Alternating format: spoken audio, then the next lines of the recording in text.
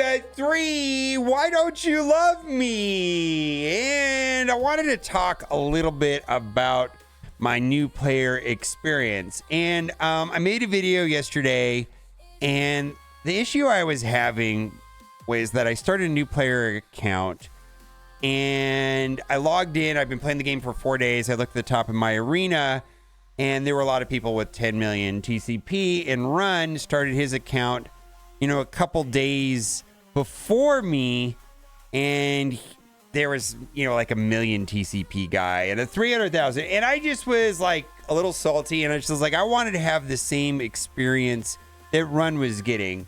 But there's a couple things that were pointed out to me in the comment section that I didn't take into account for. And I want to give some clarification, because after thinking about it and talking with people, I will not be restarting my account. And it just seems to me that this experience that I'm getting, where, I've been playing the game for 4 days and people at the top of my arena have 10 million TCP, is an authentic new player experience. And I don't think that's a good thing, but I think it is a valid new player experience. And arena is by start, RNG, and also time zone. So that's the main thing I think I overlooked, is that they have different payouts. So Run 7 is in Texas. I'm in Las Vegas. That is probably what's going on. It's 10,000 people per shard. So depending on where you are, it can take a while to fill up. And then Time Heist can also boost a character also. Now, there were 2 other comments. This person was in the shard and they saw my video, and they told me they've been playing for 39 days. And then someone also pinged me on Discord, and this was an interesting comment right here. I'm on the shard you mentioned in your video. Just rolled another account to scout the shard. Sure enough, it is still not full. Joined that shard in the top 20 when it first launched about 41 days ago. So I suspected that it was months old, but I think that information is correct. It's actually somewhere 41 days or so old. And he's saying it was a brand new shard when he started there, and then he just re-rolled a new account, and see he's at 96.95. So when it gets to 10,000, then it'll start a new shard. But that's the thing, is like, I'm not going to play around with it, because one of the things that I said wrong in the video yesterday is that arena unlocks at level 20. No, it unlocks at 30. So that means you have to go through the first day, which can take 5 to 6 hours if you completely go hard on it. Maybe the second day about 2-3 hours. I mean, it's probably anywhere from like 6 to 8 hours to re-roll an account. And I'm not willing to do that. The other thing that I did not take into account of, which is going to happen regardless where I am on the arena shard, is that if people buy all the Time Heist offers, they land up with a TCP of around $6 million. So the Time Heist offers, give you some good characters. They move you up levels and so on. I think to buy all of them is around $330, something around there. So they will get a 6 million TCP. So what is happening is that this was not in the game when I started. So I'm just going to have to deal with it. Some people are going to be willing to spend $300 now. I'm starting a new player account, so I'm not going to be willing to do that. And it's unfortunate that there are people in my shard that have been playing the game for 40 days more than me, and that's why they have 10 million TCP. So I think the problem is this. If the game was getting millions of new players a day in every time zone, then it would be like a new 10,000 people every day or so. But it looks like it's filling up at a slower rate than it was like when the game came out, let's say 6 years ago or whatever. And so I'm in a shard that's essentially 40 days old. And yeah, I could start a new account and maybe it'll be 5 days old or something like that. Or I could restart today and it'll still be at the end and it still hasn't filled up. And I'm going to keep pushing forward. I'm going to play the game the way it is, because this is, at the end of the day, more or less an authentic new player experience. And I think this is Wes. You're talking about having an authentic new player experience without understanding that you are indeed getting that. That's why this is a great post. Most new players won't know anything about arena shards and whatnot, and they'll just play. There's also the fact that you know what you're doing going in. Most new players have no clue they're missing out on something or the best way to farm stuff. However, the ability material problem is real at low levels. Yes. I had a newbie account that I was playing about 6 months ago, and blue ability materials were a huge bottleneck early on.